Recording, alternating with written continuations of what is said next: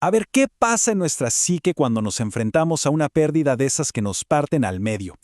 En 1917, Sigmund Freud nos dejó un texto que es simplemente fundamental para entender dos de las respuestas más profundas a esta experiencia, el duelo y la melancolía. Hoy vamos a meternos de lleno en este análisis freudiano para desarmar sus mecanismos, ver sus diferencias y, sobre todo, las revelaciones que nos da sobre cómo está hecho nuestro propio yo. Miren, desde el vamos, Freud pone sobre la mesa una distinción que lo cambia absolutamente todo. En el duelo, la sensación es que el mundo de afuera perdió su color, que se quedó vacío.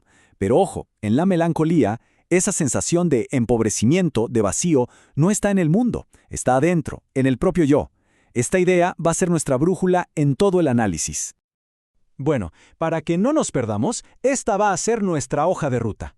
Primero, vamos a ver qué onda con el proceso normal del duelo. Después, nos metemos en el misterio de la melancolía y su mecanismo principal. Vamos a analizar sus consecuencias, que son bastante serias, su conexión rarísimo con la manía, y al final cerramos con un resumen bien claro de las diferencias. Empecemos por lo normal, por así decirlo, el duelo. Para Freud, esto no es para nada una enfermedad, sino un trabajo, así lo llama. Es una tarea que la psique tiene que hacer sí o sí. Es dolorosa, claro, pero necesaria para poder sanar y seguir adelante después de perder algo o a alguien de lo que somos totalmente conscientes. Entonces, el punto clave es este.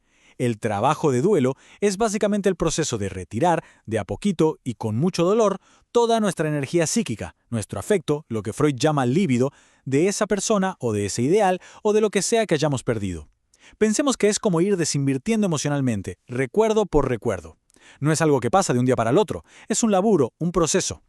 Y este trabajo tiene sus pasos. Primero, la realidad nos da un cachetazo. Che, esto que amabas ya no está. Obviamente al principio hay una resistencia, nos negamos a soltar. Pero la realidad insiste y la mente empieza la tarea de desconectar la energía de cada recuerdo, de cada plan a futuro, de todo lo que estaba ligado a eso. Es un proceso pieza por pieza y por eso duele tanto. Al final, una vez que el trabajo está hecho, el yo se libera. Queda, digamos, libre y con su energía disponible para volver a ponerla en el mundo. Bueno, hasta aquí el duelo. Ahora pasemos a la melancolía, porque acá la cosa se complica bastante. El panorama se vuelve mucho más oscuro, más enigmático. Freud la presenta como una condición que, aunque se parece al duelo, le suma un elemento destructivo que apunta directamente hacia adentro. La persona melancólica comparte un montón de cosas con la que está de duelo. Una tristeza que cala los huesos, cero interés por el mundo, no puede ni amar ni trabajar. Pero, y acá viene el giro dramático, la melancolía le añade algo que es brutal, un empobrecimiento terrible del yo, y con eso, una catarata de autorreproches, de autodenigraciones crueles. Es acá donde la pérdida se transforma en un ataque interno. Y acá está una parte del misterio. A diferencia del duelo, donde la pérdida es clarísima, en la melancolía es de naturaleza más ideal. ¿Qué quiere decir esto? Que la persona quizás sabe a quién perdió, por ejemplo, a una pareja, pero no es consciente de qué fue lo que verdaderamente perdió en esa persona.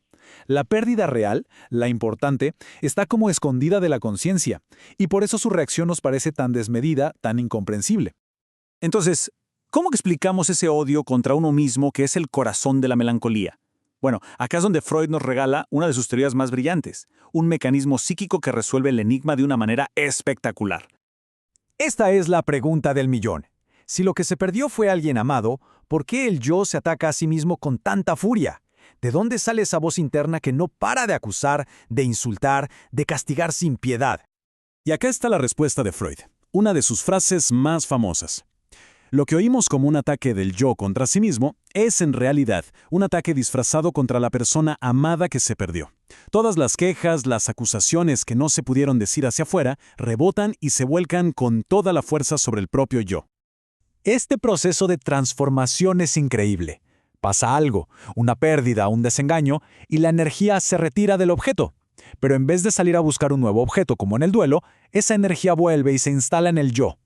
Y ahí ocurre algo clave. El yo se identifica con ese objeto perdido, se fusiona con él, se convierte en él. Y a partir de ahí, todo el conflicto, todo el odio que se sentía por el objeto, ahora se pelea adentro del yo.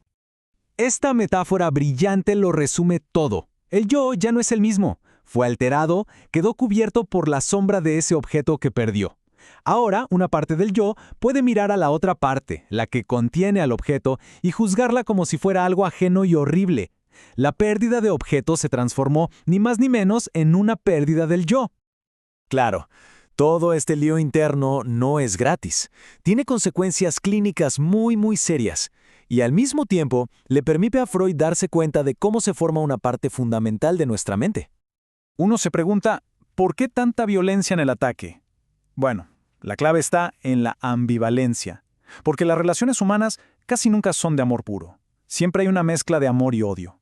En la melancolía, el amor mantiene al objeto adentro a través de la identificación, pero el odio, que ahora tiene vía libre, se ensaña con ese mismo objeto que ahora vive dentro del yo. Y esto nos lleva a una idea que puede sonar fuerte, pero es muy coherente. Ese automartirio no es solo un sufrimiento pasivo, es una venganza activa. Cuando se castiga a sí mismo, el yo en realidad está castigando, con sadismo, al objeto que se tragó. Hay una satisfacción paralógica en ese sufrimiento. Y para que quede claro, Freud diferencia este proceso de otros.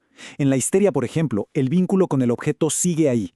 Pero en la identificación narcisista, que es la de la melancolía, el vínculo de afuera se abandona y se cambia por esta fusión interna. Esto es una regresión a una etapa súper temprana del desarrollo, al narcisismo primario, que Freud asocia a la fase oral. Y acá, atención, porque Freud se topa con algo gigante. Al ver cómo una parte del yo se separa para criticar y juzgar a la otra, está viendo en vivo y en directo el nacimiento de lo que años más tarde va a llamar el superyo. La melancolía nos abre una ventana a cómo se forma nuestra propia conciencia moral. Esta lógica también explica el enigma del suicidio, que es tremendo. Para Freud, el yo, por su propio narcisismo, por el amor que se tiene, nunca podría matarse. El suicidio en la melancolía solo es posible porque el yo no se está matando a sí mismo, sino que al poder tratarse como un objeto, está finalmente asesinando a ese objeto odiado que lleva dentro. Y como si fuera poco, la melancolía a veces tiene una cara B, su opuesto total, en apariencia, la manía. Ese estado de euforia, de desinhibición, que parece lo contrario a la depresión, pero que está íntimamente conectado con ella. La explicación de Freud es económica, de energía. Pensemos que la melancolía es como una herida psíquica abierta que chupa cantidades enormes de energía para mantener el conflicto a raya. Te deja seco, agotado. En cambio, en la manía, el yo por fin le gana al objeto interno o supera la pérdida, y toda esa energía que estaba atrapada en el conflicto se libera de golpe, inundando la mente y generando esa alegría y esa actividad sin freno. Ok, para ir cerrando, vamos a recapitular la diferencia esencial que vimos, la distinción que nos permite entender dos mundos psíquicos que son radicalmente distintos. Este gráfico lo deja clarísimo. En el duelo, la pérdida se siente en el mundo de afuera. El mundo se ve pobre y vacío. En la melancolía, la pérdida se internaliza y es el propio yo el que se siente empobrecido, una basura, vacío. El foco de la devastación pasa de estar afuera a estar completamente adentro. Y cerramos con esta pregunta, para que quede picando. El saber que muchas de nuestras autocríticas más salvajes pueden ser en realidad los ecos de un conflicto viejo con otra persona, que la sombra de un objeto perdido puede estar tapando nuestro propio yo. ¿Cómo cambia eso la manera en que vemos la depresión, la culpa o esa vocecita crítica que todos tenemos adentro? La obra de Freud, un siglo después, sigue abriendo preguntas que son tan profundas como actuales.